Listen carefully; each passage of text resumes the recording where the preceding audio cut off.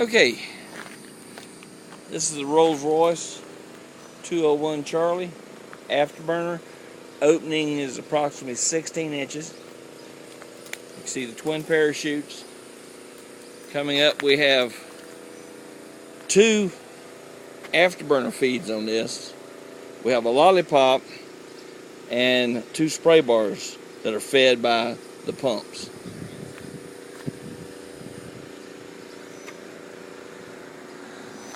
Igniters, afterburner, control valves, manual fuel shutoff.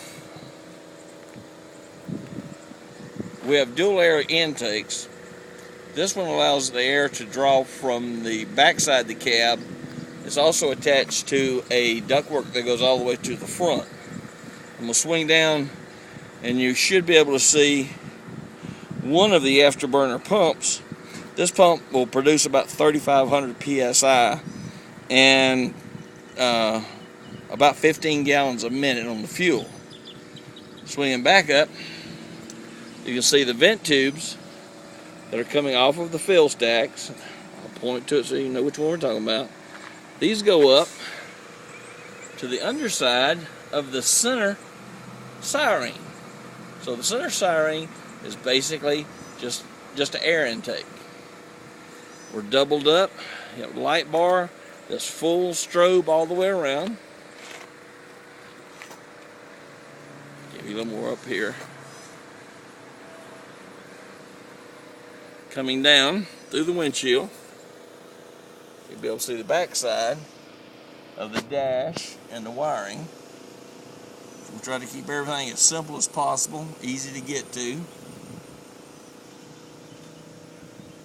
The golf club, the golf ball, is your throttle. The second one is your afterburner. The top two are for your parachute levers.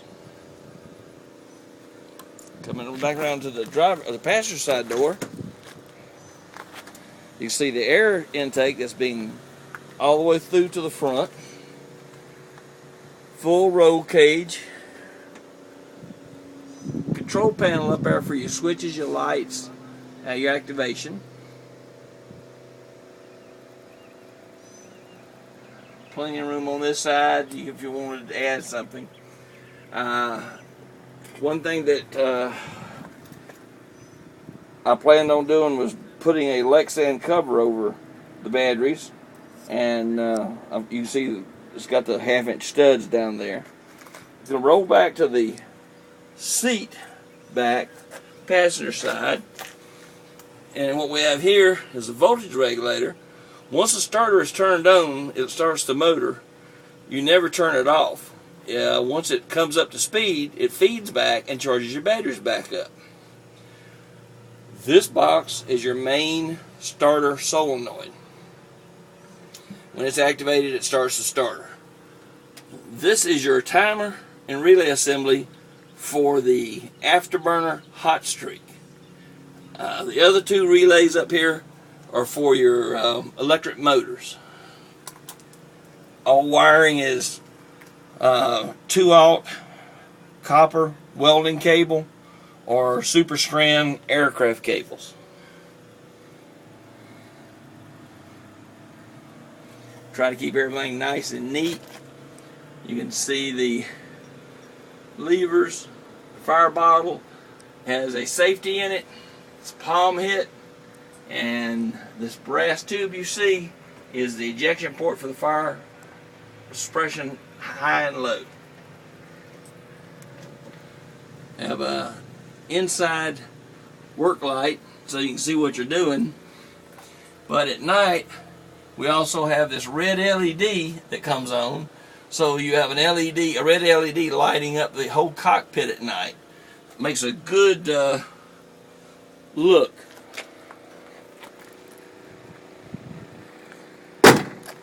Another thing I want to show you is the door locks and the roller for rolling the windows up and down are still in place. We have not tried to make this into a lightweight vehicle. We wanted a good sturdy vehicle that could take a lot of work. So the windows do work. The high-speed Goodyear tires, Eagle alloy rims all the way around. All the lettering is vinyl lettered. So that's easily removed with a heat gun. You have two steel toe straps or toe hooks located down here. You can see how we bring it in. We just bring it in to a center point to our cables and just pull it right up onto the trailer.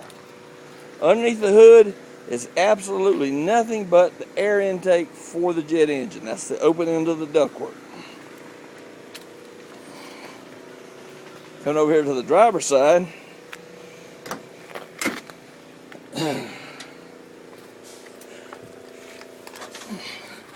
give you an idea of the gauge cluster. And like I say, this is an old Cessna or Piper flight column.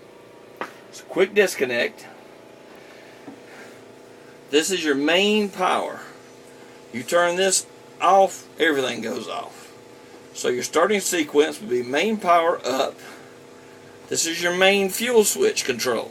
You flip it up, you'll hear a solenoid engage and open. You come over to this side, this is your spark igniter. You go over to the red lever over here, open it up, flip it open.